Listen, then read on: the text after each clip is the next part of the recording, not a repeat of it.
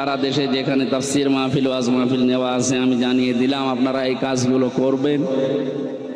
অন্তর্বর্তীকালীন সরকারের প্রধান উপদেষ্টা ডক্টর মোহাম্মদ ইউনূস কয়েকদিন আগে ঘোষণা দিয়েছেন, এদেশে কোনো ধর্মীয় অনুষ্ঠানে যদি অনুমতি না লাগে, মুসলমানদের কোরআনের প্রচারে কোনো অনুমতি কোনো ফেরেশতা নেওয়ার দরকার নেই।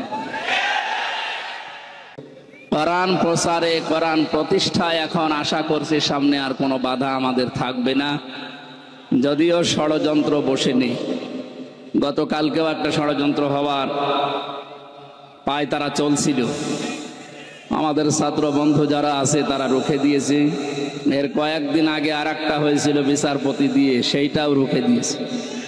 আমার মনে হয় যাই হচ্ছে আল্লাহ রাব্বুল আলামিন সে কাবা শরীফ ধ্বংস করতে যারা এসেছিল সে আবাবিল পাখি দিয়ে যেমন সাহায্য করেছিলেন, পদে পদে জালেমদেরকে বিদায় দেওয়ার পরে যা হচ্ছে আল্লাহ নিজে মনে হয় হাতে করে করছেন।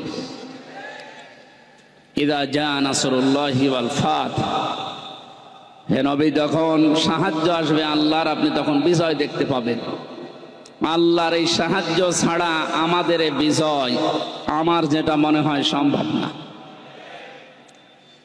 বিজয়ের ঘোষণা দেওয়ার পরে আল্লাহর আয়াত ছিল অরাআইতান নাসা ইয়াদখুলুনা ফি দীনিল্লাহি আফওয়াজা,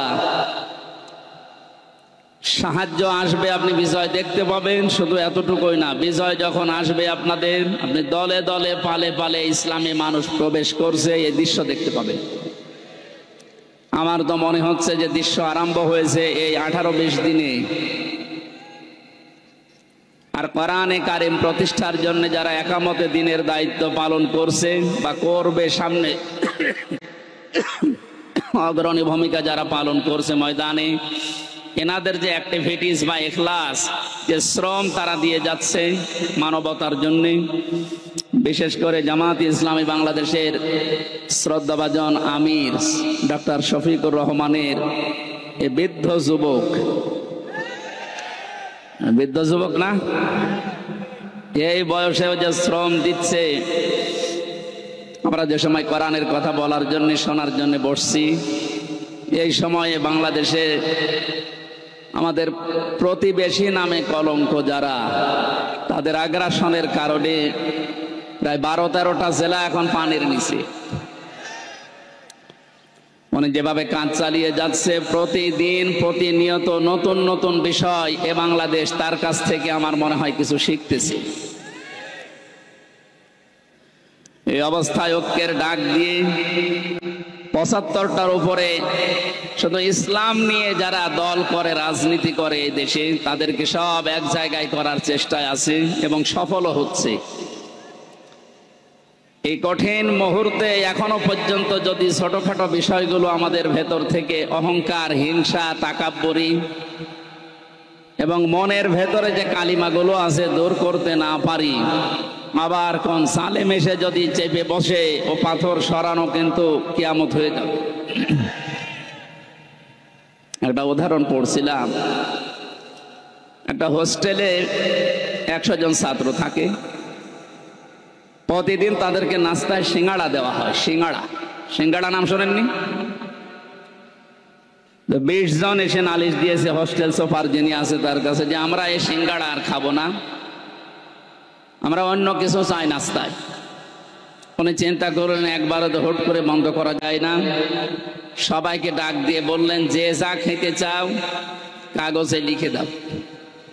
একবারেই 20 জন হাত তুলেছে যে আমরা সিঙ্গাড়া খাবো না। সিঙ্গাড়া খাবো না বলে যারা আদেশ দিচ্ছে বা আহ্বান জানাচ্ছে, এদের সংখ্যা মাত্র 20 জন। কয়জন এখনো বাকি আছে বলেন? এর ভেতরে হয়তো 16 জন লিখে দিয়েছে যে আমরা রোল চাই, 15 জন লিখে দিয়েছে হয়তো যে পাউরুটি কলা চাই।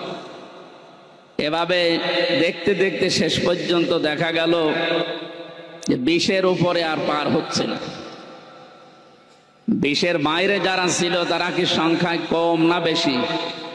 কত বেশি বলেন তো? 4 ভাগ। কত বেশি? এরপরেও কারোরটা পাস হয়নি, হয়েছে কারটা? ওই 20 জনেরটা। ওনারা জানিয়েছে যে ইসলামকে এদেশে যেন দাঁড় করাতে না পারে, সেই জন্যে ছোটখাটো বিষয় নিয়ে মানুষের ভেতরে মতভেদ তৈরি করার জন্য জেনারেল মানুষগুলো যা করে করুক, হুজুর ছাড়া টুপিওয়ালা ছাড়া এরা যেন এক জায়গায় হতে না পারে। লাগার কথা না, শুধু টুপিওয়ালা মানুষগুলো যদি এক হয়ে যায় আর ওদের ষড়যন্ত্র যদি কাজে না লাগে, দায়িত্বে যিনি ছিলেন এতদিন 41 সাল টার্গেট দিয়েছিলেন, অতদিন লাগবে না, 41 ঘন্টা এদেশে ইসলাম দাঁড় হয়ে যাবে ইনশাআল্লাহ। দিন যেভাবে যাচ্ছে এবং বিভিন্ন জেনারেল মানুষগুলো, এমনকি আজকে 3 জন হিন্দুকে দেখলাম, তারা ডাক্তার শফিকুর রহমানের হাতে হাত দিয়ে ইসলামী আন্দোলন করবে, জামাত ইসলামী বাংলাদেশে ওরা অলরেডি যোগ দিয়েছে। মূর্খ মানুষ না তারা, প্রত্যেকে শিক্ষিত, সবগুলো বিশ্ববিদ্যালয় থেকে অনার্স মাস্টার্স করা। তারা বুঝতেছে যে এই জামানা যা শুরু হয়েছে, 15 বছর যা দেখলাম, মানবতার ফেরিওয়ালা বিভিন্ন মানুষের নামে আমরা শুধু শুনেছি, বাস্তবে তাদেরকে দেখি নাই, যেটা এখন দেখতে পাচ্ছি ডাক্তার শফিকুর রহমানের ভেতরে। এই যে পাশেই কারাগার, আমি ছিলাম এখানে 3টা বছর, ডাক্তার শফিকুর রহমান সাহেব 4 তলায় ছিলেন, আমরা ছিলাম, উনি 2 তলায় ছিলেন, আমরা ছিলাম 4 তলায়। লোকটার সাথে 4 দিন ছিলাম। যে ব্যবহার আমি পেয়েছিলাম, ওনার যে আচরণ, ওনার যে আমল, ওনার যে অবস্থান, ওনার ইমানের আমলের, আমরা হাজারো আলেম ছিলাই, ওই পর্যায়ে আমরা এই জেনারেল মানুষের কাছে হেরে গেছি। ওনার এক একটা সেজদায় কেটে যেত 45 মিনিট, 1 ঘন্টা করি, আর 1 ঘন্টায় আমাদের 10 রাকাত নামাজ হয়ে যায়। আমার যতটুকু বিশ্বাস আমার মনের, আমার ইমানের, এই অ্যাক্টিভিটিস এবং ইখলাসের কারণে আল্লাহ রাব্বুল আলামিন দলে দলে পালে পালে মানুষদেরকে ইসলামী আস প্রবেশ করাচ্ছে। এটা যেন অব্যাহত থাকে। 5 তারিখের আগ পর্যন্ত মাত্র 20% মানুষ চাইতো যে দেশে ইসলাম কায়েম হোক। এই 18-19 দিনের ব্যবধানে এখন প্রায় 35% উপরে মানুষ অলরেডি চাচ্ছে যে দেশে ইসলাম দিয়ে, কোরআন দিয়ে দেশটা চলুক। আমরা তো দেখলাম এই 53 বছর, যদিও আমরা 33 বছর, আমার মুরব্বী যে বসে আছে, এই সমস্ত মানুষগুলো তো দেখেছে যে বাবা চালিয়েছে যে কেমন লাগে না, দেখে নাই? স্বামীও চালিয়েছিল, মানুষ দেখেছে, চাচা চালিয়েছে, জোর করে হোক আর যেভাবে হোক, তাও মানুষ দেখেছে। বউ চালাইলো দেখলাম, অন্তত আমি দেখেছি, ভাবিও চালিয়েছিল, দেখেছিলাম। এখন শুধু দেখতে বাকি আছে যে কোরআন দিয়ে দেশ চললে কেমন দেখা যায়। এটা দিয়ে চালান, এই কারাগার লাগবে না। কারাগার লাগবে কোন কারণে? এটা দিয়ে চললে অপরাধ হলে যে সঙ্গে সঙ্গে বিচার হয়ে যাবে, অপরাধ শেষ। এখানে বছরের পরে বছর মানুষকে কারণে অকারণে আপনি আটকিয়ে বেকার কষ্ট দেবেন কোন কারণে? আমি যে সিঙ্গাড়ার উদাহরণ দিলাম, 100 জনের মাত্র 20 জন চায়, 80 জন মানুষ থাকার পরেও তাদেরটা পাস হয়নি। এই কারণেই এ বাংলাদেশের মুসলমানগুলো আজ আমরা যদি এক হতে পারতাম, 3 বছরে যে নির্যাতন, জুলুম, অত্যাচার শিকার আমরা হলাম, বিশেষ করে আলেমেরা, 76 জন আলেম আমরা এক জায়গায় ছিলাম, হেফাজত ইসলাম বাংলাদেশ সহ, চরমনায়ের কিছু মুরিদ ভাই সহ আমরা। একজন হিন্দু ছিলেন জেলার, এই লোকটা আমার সামনে একটা মুসলমানকে, দাড়িওয়ালা মানুষকে, একটু মনে হয় কমান্ড মানে নাই, এই জন্য লোক দিয়ে যেভাবে পিটিয়েছে, ওই সময় মনে মনে হচ্ছিল যে এদেশে 96% মুসলমান আর মাত্র 4% ওরা। আর কিভাবে পেটটা কোনো খুব বেশি বড় জিনিস না, মানে ছিল না। একদিন একটু হইচই হচ্ছিল, ওই বাইরে যেতে নিষেধ করেছে, উনি একটু গিয়েছে। প্রত্যেকটা এরিয়া তো ভাগ ভাগ করা আছে, একটু বের হয়েছিল রাস্তায়, যেভাবে মারধর করলো, নিচতলায় নিয়ে আটক করে, আবার এই যে ডান্ডা বেড়ি দিয়ে, মানে সহ্যের বাইরে এই অবস্থা তৈরি হয়েছিল শুধু আমাদের এই মতানৈক্যের কারণে। আল্লাহ রাব্বুল আলামিন ওই দৃশ্য যেন আর কোনোদিন আমাদের দেশে সামনে নিয়ে না আসে। আমরা যেন দেখতে পাই যে আল্লাহর এই কালাম দিয়ে আমাদের এই ৫৬,০০০ বর্গ মাইল চলছে। আশপাশে যারা শত্রুতা করার, ষড়যন্ত্র করার দুঃসাহস দেখাচ্ছিল, ডক্টর মোহাম্মদ ইউনূসের এক ধমকে অনেকেই থেমে গেছে, কিন্তু তারা গোপনে চালাচ্ছে। তাদের তো পেছনে ভয় আছে সেভেন সিস্টার, যদি একবার ভেঙে যায়। ওরা যেমন বাংলাদেশ পাকিস্তান থেকে ভাগ করেছিল, এখন পাকিস্তান আর বাংলাদেশ মিলে ভারতকে টুকরা টুকরা করে ছাড়বে। শুরু হয়ে গেছে। আমাদের যেমন ছাত্ররা বিষয় এনে দিয়েছে, পাকিস্তানও মনে হয় কয়েকদিন পরে চলে আসবে ইনশাল্লাহ। এরপরেই দেখবেন ভারতও শুরু হয়ে গেছে। কোরআনের কথা শুনতে এসেছি, আমরা তাফসীর আকারে কথা বলবো। ওখানে লেখা আছে তাই যে আল্লাহ আমাদেরকে কঠিন মুহূর্ত চলছে, যেহেতু বাংলাদেশে কত মানুষ পানির নিচে, কত মানুষ বিনা কারণে অকারণে এই জেলখানায় পচতেছে। আল্লাহ রাব্বুল আলামিন এই সময় আমাদেরকে কোরআনের কথা শোনার জন্য নিয়ে আসলেন। আমরা খুশি এবং আনন্দ চিত্তে বলছি আলহামদুলিল্লাহ। আল্লাহ পাক বলেন, তাহা মা আনজালনা আলাইকাল কুরআনা লিতাশকা। হে নবী, এ কোরআন আমি আপনাকে এই জন্য দেইনি যে আপনি মার খাবেন। এ কোরআন এই জন্য দেয়নি যে অন্য দেশের মানুষ আপনাকে পানি দিয়ে ডুবিয়ে মেরে ফেলবে না।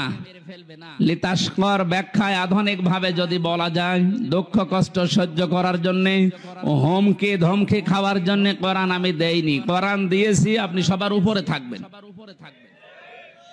নবীজিকে যতগুলো নাম দিয়ে আল্লাহ ডাক দিয়েছিলেন, তার ভেতরে ২ নম্বরের নাম হচ্ছে তহা। ওনাকে আল্লাহ ডাক দিয়েছেন প্রথমে ইয়াসিন বলে। কি বলে বলেন তো? বলেন। তাফসিরে কাবীরে আল্লাহ পাক মুফাসসির যারা ইয়াসিন শব্দের তাফসীর করতে গিয়ে তারা দিয়েছেন ইয়া মানে হে, সিন মানে সাজ্জেদ। সাজ্জেদের ব্যাখ্যা করতে গিয়ে আল্লামা ফখরুদ্দীন রাজি রাহমাতুল্লাহ আলাইহি উনি 5টা বিষয় সামনে নিয়ে এসেছেন। মুফাসসির বলেন, সিন মানে আল্লাহ বুঝিয়েছেন সাজ্জেদুল আলামিন, সিন মানে সাজ্জেদুল বাশার, সিন মানে সাজ্জেদুল কাউনাইন, সিন মানে সাজ্জেদুল আম্বিয়া, সিন মানে সাজ্জেদুল মুরসালিন। প্রতিটি শব্দের ব্যাখ্যা করতে গিয়ে আমরা দেখেছি মুফাসসিরের কথা বলছি। উনি জানিয়েছেন সাজ্জেদুল আলামিন মানে শুধুমাত্র বাংলাদেশ না, শুধুমাত্র এই পৃথিবী না, এই ২২৮টা রাষ্ট্র নিয়ে দুনিয়া গঠিত এখন। এর বাইরে যত জগৎ আল্লাহ বানিয়েছে, যত জায়গায় মানুষ যেতে পারে, যেমন চাঁদে যাচ্ছে, মঙ্গলে যাচ্ছে, যত জায়গায় যেতে পারে ওখানেও যদি কেউ বসবাস করা আরম্ভ করে, সেখানেও তাকে মুহাম্মদুর রাসূলুল্লাহকে নেতা মানা লাগবে। কারণ আল্লাহর ঘোষণা দেওয়া নেতা এই দুনিয়ায় একজনই, ইয়াসিন, হে নেতা। পৃথিবীর অন্য কাউকে আল্লাহ এ শব্দ দিয়ে ডাকেননি হে নেতা, না, শুধুমাত্র মুহাম্মদুর রাসূলুল্লাহকে আল্লাহ ইন্ডিকেট করেছেন। সাজ্জেদুল আলামিন দিয়ে বোঝা যায় পৃথিবীর কোন জায়গা না, যে কোন গ্রহে যদি আপনি বাস করতে চান, তানাজ্জালুল আমরু বাইনাহুন্না, ওই সমস্ত জায়গায় আল্লাহর বিধিবিধান নাজিল হচ্ছে তাদের প্রয়োজনে। এই জন্য যদি মঙ্গলে যান, সেখানে যদি রাসূলুল্লাহকে নেতা মানা লাগে, তাহলে পৃথিবীর এমন কোন জায়গা আছে যেখানে বিশ্ব নবী বাদ দিয়ে অন্যের নেতৃত্ব মানা যায়? শুধুমাত্র বদ্ধ পাগল ছাড়া কোন মানুষ এই পৃথিবীর ময়দানে মুহাম্মদুর রাসূলুল্লাহ বাদ দিয়ে অন্য কাউকে নেতৃত্বে আসনে বসাতে পারে না। এই শব্দটা বারবার উচ্চারণ করছি আমি খেলা করার জন্য না। গাজীপুরবাসী খুব খেয়াল করে শোনেন, এটা দুনিয়ার সাথে যদি সম্পর্কিত হতো, আল্লাহর কসম আমি এ জায়গায় বলতাম না, এটা সম্পর্কিত আখিরাতের সাথে।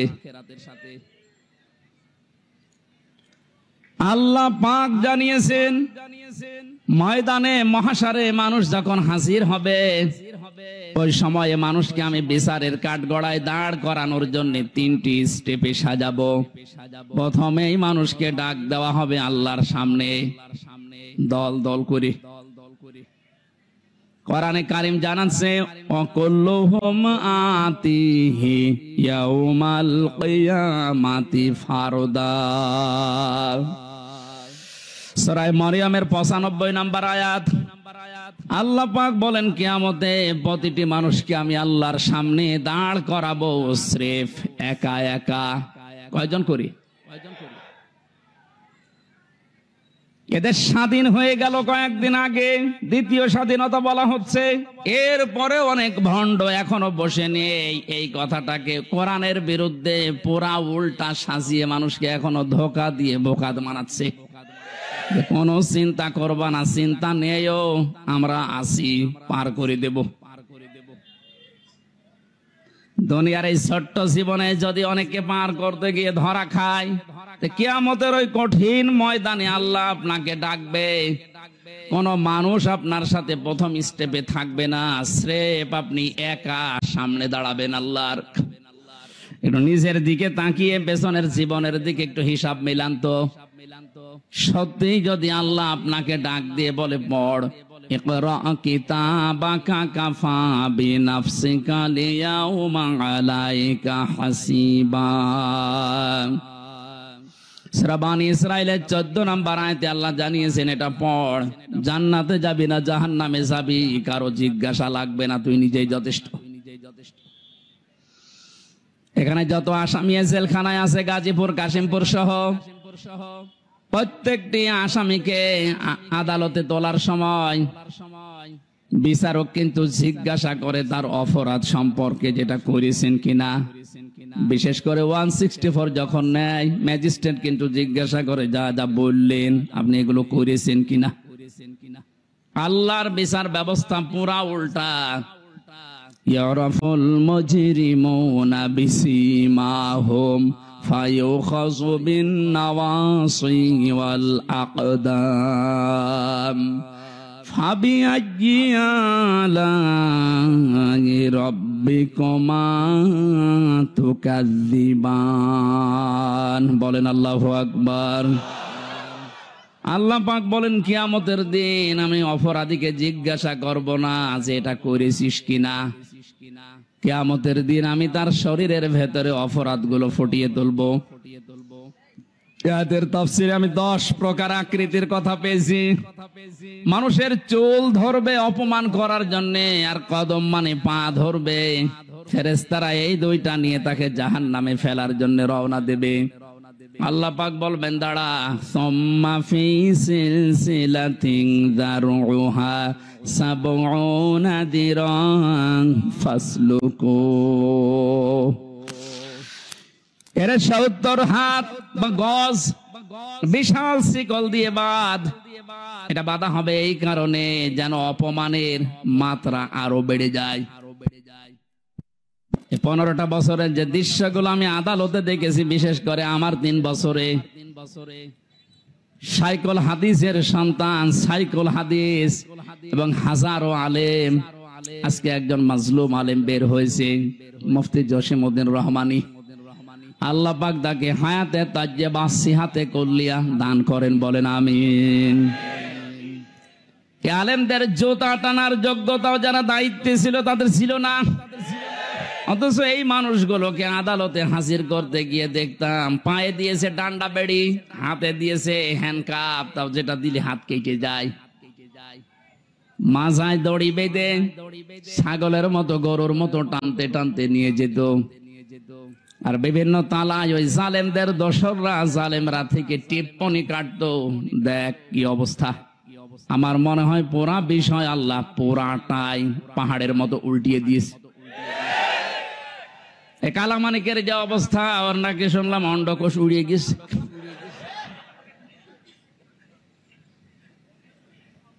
এ শয়তানটা বিশ্ব নন্দিত মুফাসসিরে কোরআন শহীদ আল্লামা দেলাওয়ার হোসেন সাইদি রহমতুল্লাহ আলাইহি তাকে ফাঁসি দেওয়ার জন্য যে গর্ববোধ করেছিল যে আমি তাকে ফাঁসি দিয়েছি।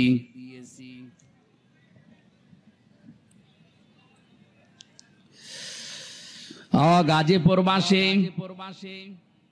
আমার তো মনে হচ্ছে এখন যে জালেমগুলোর উপরে মানুষের ক্ষোভ, রাগ এবং বাস্তবতা যেটা দেখা যাচ্ছে, কেউ ডিম ছুঁড়ে মারছে, কেউ পানি মারছে, কেউ কিল ঘুষিত ফিরে আসে। এগুলো সব আমার যতটুকু ধারণা নবীর ওই হাদিস অনুযায়ী এটা আলেমদের বরদোয়ার ফল। বিশ্ব নবী জানিয়েছেন ইত্তাকি দাওয়াতাল মাজলুম, পৃথিবীর মানুষেরা সাবধান, তুমি আর চাই করো না কেন মাজলুমের বরদোয়া থেকে নিজেকে বেশি বাঁচিয়ে রাখবা, কারণ এটা একটা কঠিন বিষয়। ফাইন্নাহা লাইসা বাইনাহু ওয়া বাইনাল্লাহি হিজাব। মাজলুম যদি বরদোয়া করে আর আল্লাহর মাঝে কোনো পর্দা, কোনো ফারাক থাকে না, সঙ্গে সঙ্গে কবুল হয়ে যায়। আমার মাথায় দড়ি দিয়ে যখন নিয়ে গিয়েছিল প্রথমে, এত অসহায় মনে হচ্ছিল নিজের কাছে যে আল্লাহ আমি কি করেছি। পায়ে দিয়েছে ডান্ডা বেড়ি, হাতের ভেতরে এখানকার মাজার ভেতরে সে এত মোটা মোটা দৌড় পারবেন তো? নিজের ব্যক্তিগত জীবনকে আগে সংশোধন করা আরম্ভ করেন। আমি নিজের থেকে এখন শুরু করব।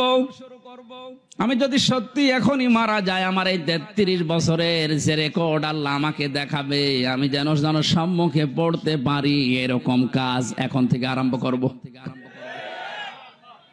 জীবনের আসল সফলতায় তো ওইটা, ফামাং সুহসিহা আনিন নারি ওয়া উদখিলাল জান্নাতা ফাকাদ ফাজ। আল্লাহ পাক বলেন ওই লোকটার জীবন তো সফল যাকে আস্তে আস্তে জাহান্নামের কাজগুলো ছেড়ে দেওয়ায় আর জান্নাতের কাজের দিকে আমি আল্লাহ তাকে এগিয়ে দেই।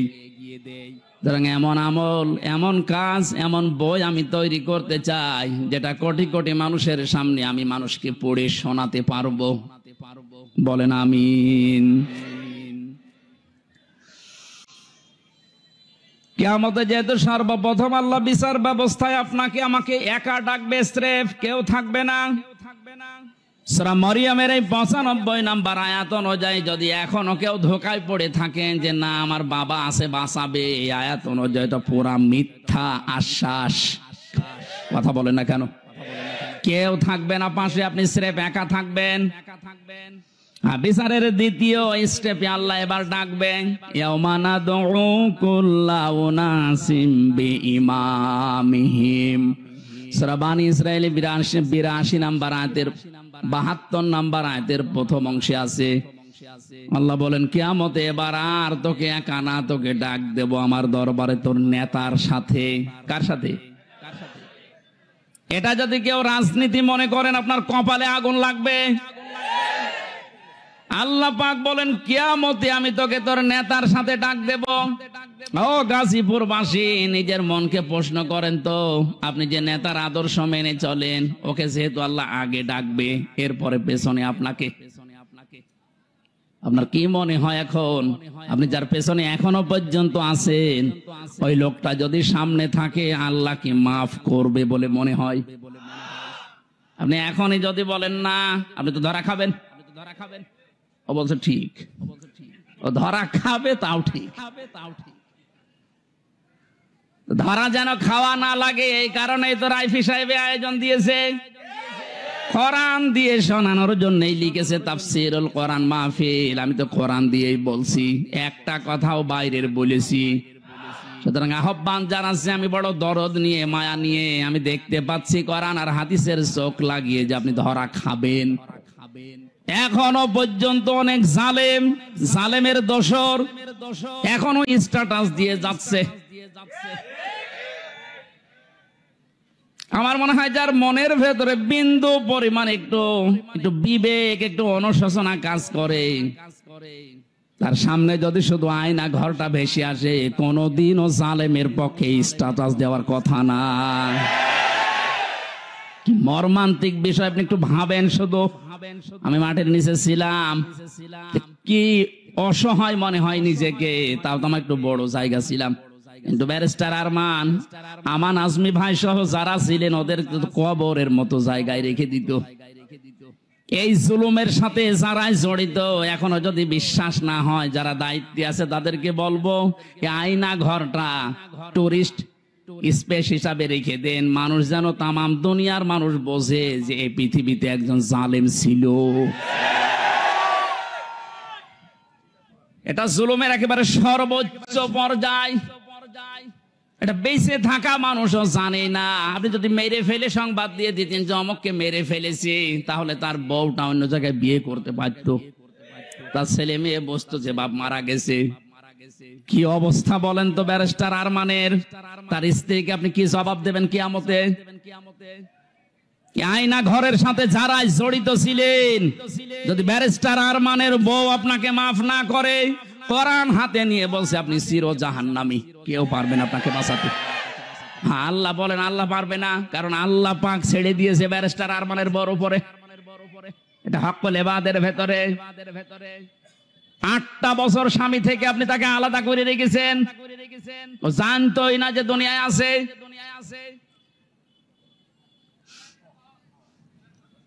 আমি কয়দিন থেকে আমার অবস্থা হালচাল শেষ হয়ে গেছে, আর সে 8টা বছর। এরপরও যদি কোনো মানুষ জালেমের পক্ষে কথা বলে, কি বলেন তো, বলে বিবেক কি বলে তার? আপনার বিবেক বলে কিছু আছে? আর নেই। আমি তো বাস্তব কথা বলছি, আপনি কিন্তু ধরা খাবেন আমি দেখতে পাচ্ছি। এখনো আদর্শ ঠিক করেন। বহু মানুষকে দেখলাম কিচ্ছু হয়নি।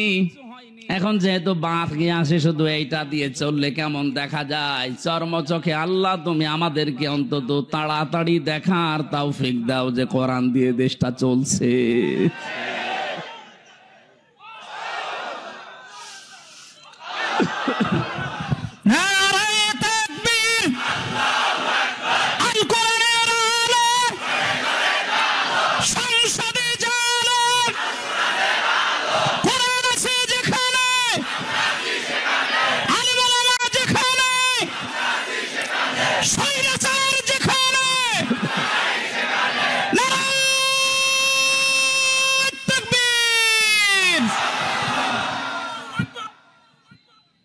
অন্য কোন দিকে না নিয়ে বিবেকের দিকে নিয়ে যান। আমি আপনাকে বাঁচাতে চাই। সত্যি আমরা কিন্তু ধরা খেয়ে যাব যাদের আদর্শ ঠিক নেই। এই মুহূর্ত থেকে আপনি, আমি আশা করছি পাল্টাবেন। 2 নম্বরের ব্যাখ্যায় পেয়েছি, আল্লাহর নবী জানিয়েছেন আমাকে আল্লাহ ইয়াসিন বলে ডাক দেওয়ার কারণে, সিন মানে সাইয়্যিদুল আলামিনের পরে সিন মানে সাইয়্যিদুল বাশার। সিন মানে কি? বাশার মানে মানুষ।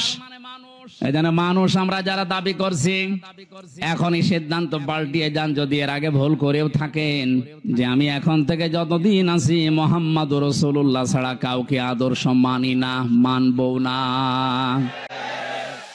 সাইয়্যিদুল কাওনাইন শুধু এই জগতে না, আমার আরেকটা জগৎ আছে, ওখানেও লাগবে তাকে। কিয়ামতের সুপারিশ করার জন্য আল্লাহ সর্বপ্রথম যাকে অনুমতি দেবেন তিনি আমাদের নেতা মুহাম্মাদুর রাসূলুল্লাহ। যার অনুমতি ছাড়া আল্লাহর বানানো জান্নাতে যাওয়া যাবে না। এখনই তাকে ঠিক করে তারপরে মরেন। তিনি শুধু সাধারণ মানুষের না, সাইয়্যিদুল আম্বিয়া, নবীদেরও নেতা ছিলেন।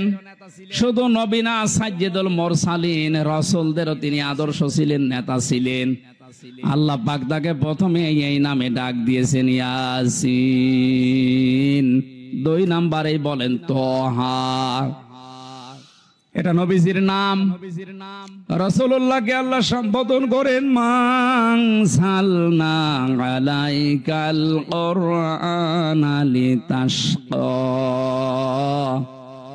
হে নবী, আপনাকে আমি কোরআনটা এই জন্য দেইনি যে আপনি অপমান হয়ে থাকবেন, অপদস্থ হবেন, না খেয়ে থাকবেন, বন্যার পানিতে ডুবেই মরে যাবেন না। কোরআন দিয়েছি এগুলো সব মোকাবেলা করার জন্যে। জোরে বলেন সুবহানাল্লাহ।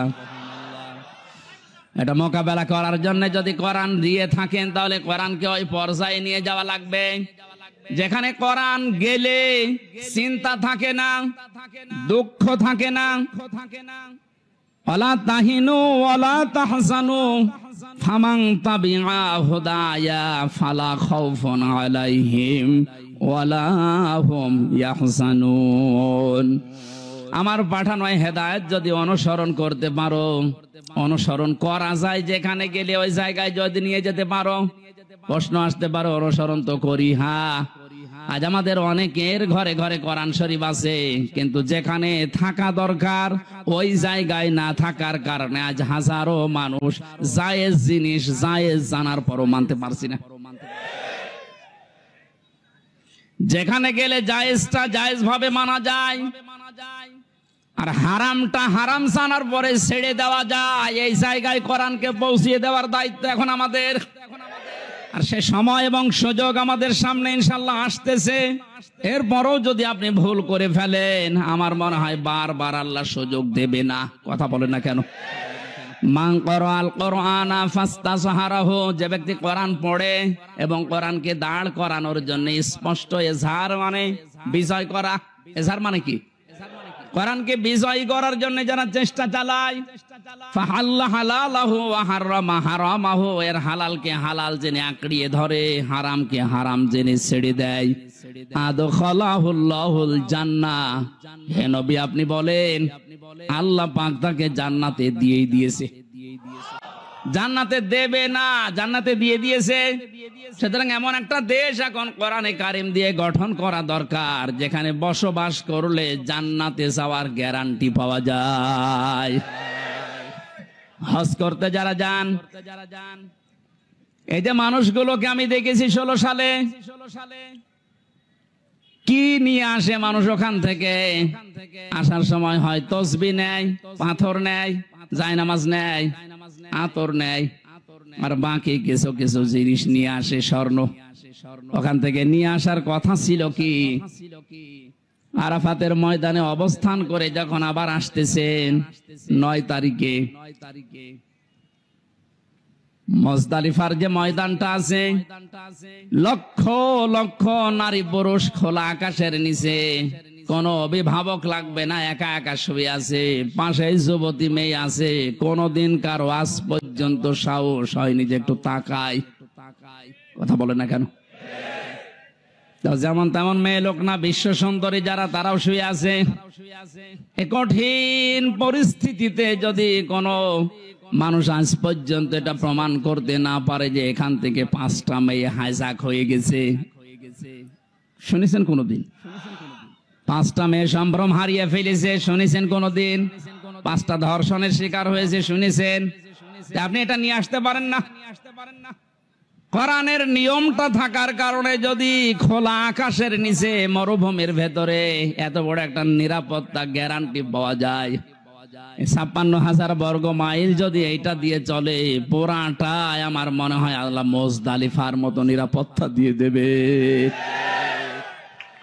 এই জন্য আমাদের আসল কাজ হবে এখন এইটাকে উপরে তোলার চেষ্টা চালাচ্ছে যারা, আল্লাহ তাদের এই চেষ্টার ভেতরে যেন ইখলাস আরো বাড়িয়ে দেন, তাদের শরীর স্বাস্থ্য আল্লাহ যেন সুস্থ রাখেন।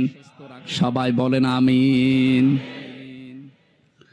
দরুদ পড়ছি, সালাম পাঠাচ্ছি আমাদের নবী মুহাম্মদুর রাসূলুল্লাহর উপরে,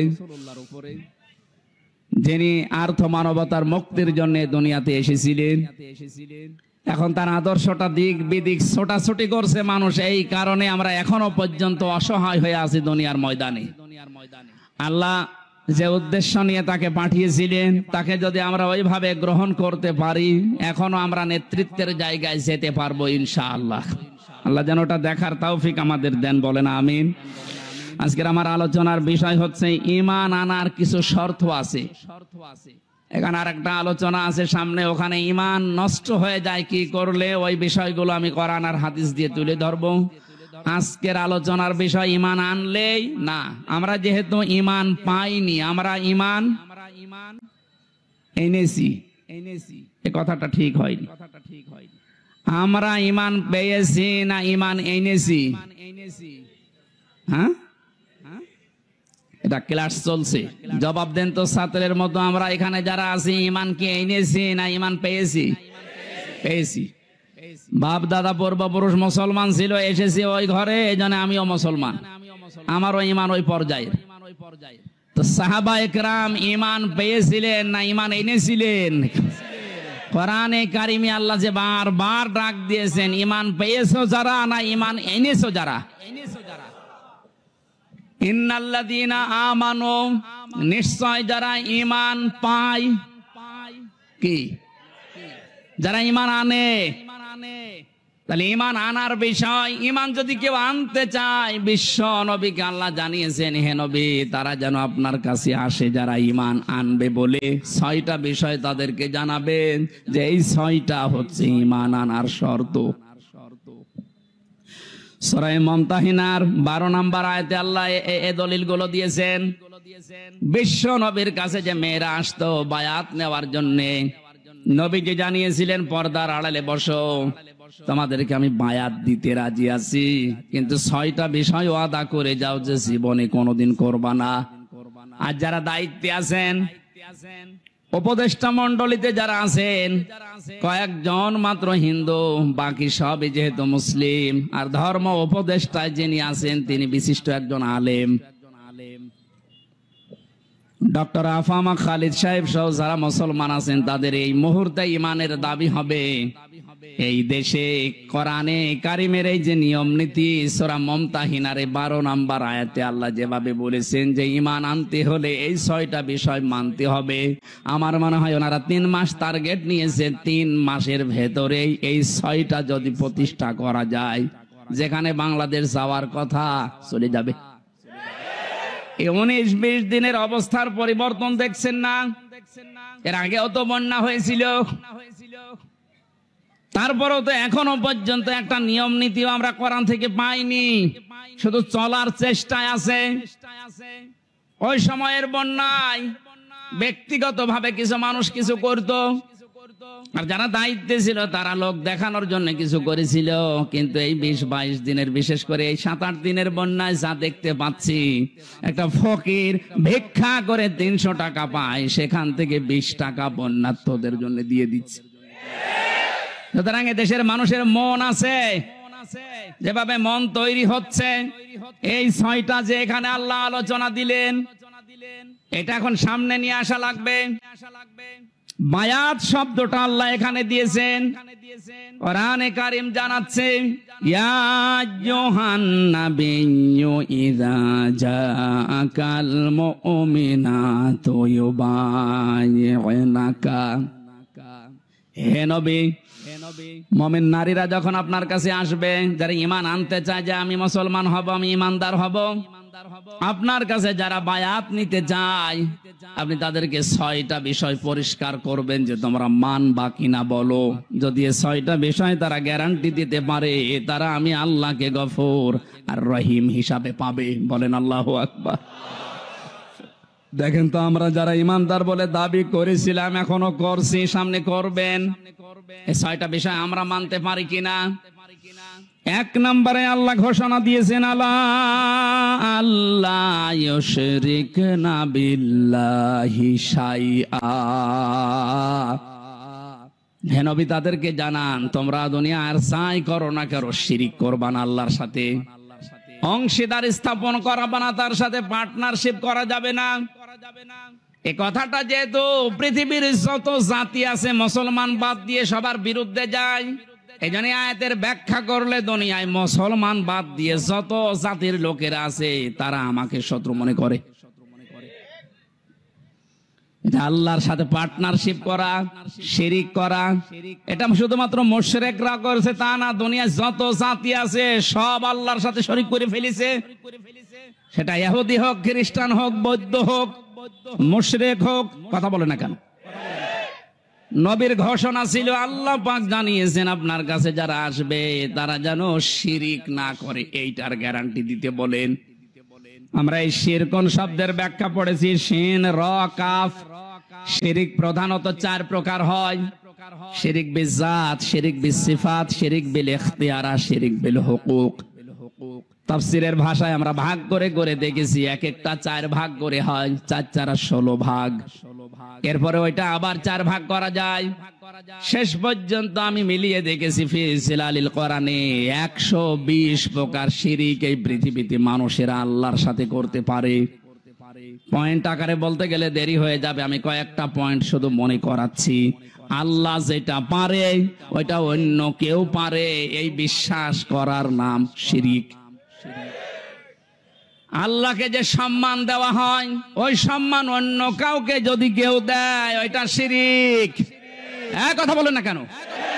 এ জাতিকে অনেকেই সূক্ষ্ম ষড়যন্ত্রের মাধ্যমে বিভিন্ন জায়গায় শিরিকের আমদানি করে জাতিকে মুশরিক বানানোর জন্য উঠে পড়ে লেগেছিল। গুরুত্বপূর্ণ ভূমিকা যারা পালন করেছে বিভিন্ন দাদাদের কথা শোনার মাধ্যমে, তার ভেতরে শিক্ষা ব্যবস্থায় যে দুইজন ছিল পরপর, এই দুইটা কোথায় পৌঁছিয়েছে শিক্ষাকে? কোটি কোটি টাকা খরচ করে একজন মানুষকে বিভিন্ন মোড়ে মোড়ে দাঁড় করিয়েছে। কি সম্মান তারে দিলেন আপনি? একটা দিনও যেতে পারেনি। 1:30টার সময় পালিয়েছে, বিকাল হতে হতে সারা দেশের সব দাঁড়ানো মানুষগুলো শুয়ে পড়েছে। এমনকি আমার কুষ্টিয়ার এখন শহীদ চত্বর হয়েছে, ওটা মুজিব চত্বর ছিল। ওটা ভেঙে এত শক্ত ছাতা ভাঙাও যায় না। বহু কষ্ট করে 3 ঘন্টা চেষ্টা করে করে মাটির সাথে মিশিয়ে দিল। কি পেলেন আপনি? এই যে কোটি কোটি টাকাগুলো, ওগুলো যদি এখন থাকতো অন্তত ওই টাকা এখন বন্যার্থদের ভেতরে দেওয়া যেত। আর আমার তো কোরআন হাদিস পড়ার পরে ধারণা ওই মূর্তি বানানোর টাকাগুলো যদি আমরা আজ বন্যার্থ এই মানুষদের কাছে দিতে পারতাম, বঙ্গবন্ধুর কবরে মহান আল্লাহ আরো শান্তি বৃদ্ধি করে দিত। ইসলাম না জানার কারণে আর পাশে যে দালাল গুলো ছিল তারা এদেরকে সঠিকভাবে না বোঝানোর কারণে, বিভিন্ন চাপ থাকার কারণে মানুষগুলো শিরিক করেছে, আমাদেরকেও করাতে বাধ্য করেছে। এখন থেকে যেহেতু চাপ নেই, শিরিক এটা মুক্ত হওয়া লাগবে জীবন থেকে। ছোটখাটো অপরাধ যদি হয় আল্লাহ গফর আর গফফার নামের খাতিরে মাফ করবে আশা করা যায়, কিন্তু শিরিক করলে আল্লাহ মাফ করবে না, বারবার ঘোষণা দিচ্ছেন। ও গাজীপুরবাসী সহ যারা আছে, এই কথাটা গ্যারান্টি আজকে দেওয়া লাগবে যে আগুনে যদি পুড়িয়ে ফেলেন, যদি টুকরা টুকরা করে ফেলেন, ওই ঝিনাইদহ এমপির মতো করেন, ঝিনাইদহ এমপিকে হিরণ নামে তার পিটিয়ে মেরে উলঙ্গ করে 4 রাস্তার মোড়ে টাঙিয়ে রেখে থাক, এরকমও যদি আপনাকে করে দুনিয়ায়, জেলখানায় মাওলানা মুফতি জসিমউদ্দিন রহমানের মতো 11-12 বছর না, বিশ্বানন্দে তো মুফাসসিরের 13 বছরের মতো না, 100 বছরও যদি আপনাকে রেখে দেয়, কোনদিন আমি শিরিক করব না, এটার গ্যারান্টি নিয়ে মারা যেতে পারলে আপনি জান্নাতি। শিরিকের গুনাহ বাদ দিয়ে বাকি গুনাহ আল্লাহ মাফ করবে বলে ঘোষণা দিয়েছেন। এই শব্দটার সাথে সন্তানদেরকে পরিচয় করার কারণে একজন কালো মানুষ, দুনিয়ায় 3 জন কালো মানুষের নাম পেয়েছি আমি তাফসিরে। হযরত ওমরের খাদেম একজন মাহাজা রাদিয়াল্লাহু তাআলা আনহু, আরেকজন এই যে যার নাম আল্লাহ কোরআনে দিয়েছেন তার নামে লোকমান, 3 নাম্বার হযরতে বেলাল। এত কালো ছিল এদের চেহারাগুলো, তাদের বর্ণনা পড়েছি তাফসিরে। ঠোঁট গুলো ছিল একেবারে ওই আফ্রিকার মতো ঝোলা মানুষের মতো চেহারা, কালো, এত কালো, হাড়ির তলা কি কালো, তার চাইতো কালো। চেহারার যে বর্ণনা বলছি, এটা কি একবার দেখলে আর একবার দেখতে মন চাইবে? বলেন। অত সে মানুষকে আল্লাহ চিরন্তন করে দিয়েছে কোরআনে, 4 পৃষ্ঠার একটা সূরা দিয়েছে, তার নামে সূরা লোকমান। তিনি কি করেছিলেন এত দুনিয়ায়? তার পুরা জীবনে আমি পড়ে দেখেছি, সর্বপ্রথম তার কাজ ছিল তার সন্তানকে তিনি ডাক দিয়ে এই শিরিকের বিষয়ে আল্লাহর সাথে পরিচয় করিয়েছিলেন। وَإِذْ قَالَ لُقْمَانُ لِابْنِهِ وَهُوَ يَعِظُهُ يَا بُنَيَّ لَا تُشْرِكْ بِاللَّهِ إِنَّ الشِّرْكَ لَظُلْمٌ عَظِيمٌ। স্মরণ করো ওই সময়ের কথা যখন হযরত লোকমান তার আদরের সন্তানকে ডাক দিয়ে বলেছিলেন, হে আমার আদরের সন্তান, তুমি কখনো আল্লাহর সাথে শিরিক করবা না। শিরিক হচ্ছে বড় জুলুম। বাংলার মুসলমানেরা, আমাদেরও এখন উচিত হবে আমাদের আদরের ছেলে মেয়েদেরকে হযরত লোকমানের মতো যদি আল্লাহর সাথে শিরিকের এই বিষয়গুলো 120 প্রকার আছে, এই পয়েন্ট আকারে ধরে ধরে তাদেরকে যদি বোঝাতে পারেন, আপনাকেও আল্লাহ লোকমানের মতো চিরন্তন করে দেবেন। এইটাকে বাইপাস করে আমার সন্তানকে মুশরিক বানানোর জন্য যারা উঠে পড়ে লেগেছিল, আল্লাহ এখন নিজে তাদের শাস্তি দিচ্ছে। কারণ আল্লাহ সব সহ্য করে, শিরিক সহ্য করে না। এই জন্য পৃথিবীতে মুশরিকদের কোনো উন্নতি হয় না, কারণ ওদের প্রতি আল্লাহ নিজে লানত দিয়েছেন। সূরা জুমারে আছে। এত কঠিন কঠিন কথা শিরিকের বিরুদ্ধে আল্লাহ কোরআনে দিয়েছেন। শিরিক করা মানুষের জন্য আল্লাহর বানানো জান্নাত হারাম, এমনকি তাদের কোনো সাহায্যকারীও থাকবে না। এই জন্য বাংলার মুসলমানের এই বিষয়টা খুব সতর্ক হওয়া লাগবে। আর যাই করি জীবনে যেন আমরা শিরিক না করি। শিরিক গুলো এখন একটা একটা করে পয়েন্ট আকারে বললে অনেক সময় লাগবে, আমি শেষ করছি। আপনারা একটু তাফসিরে ইবনে কাসির এই আয়াতে পাওয়া যায় শিরিক এর ব্যাখ্যা দেওয়া আছে, আর ফি জিলালিল কোরআনে 2 নম্বর